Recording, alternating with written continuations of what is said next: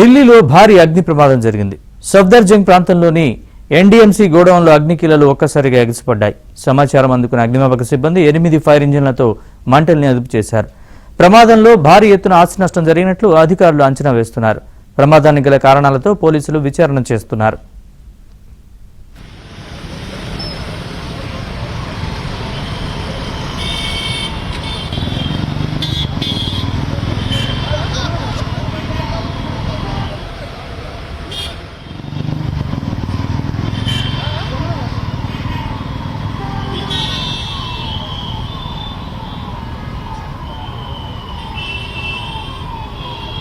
ఢిల్లీలో భారీ అగ్ని ప్రమాదం జరిగింది. సఫ్దర్జంగ్ ప్రాంతంలోని ఎన్డీఎంసీ గోడౌన్లో అగ్నికీలలు ఒక్కసారిగా ఎగిసిపడ్డాయి. సమాచారం అందుకున్న అగ్నిమాపక సిబ్బంది 8 ఫైర్ ఇంజిన్లతో మంటల్ని అదుపు చేశారు.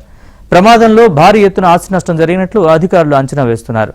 ప్రమాదానికి గల కారణాలతో పోలీసులు విచారణ చేస్తున్నారు.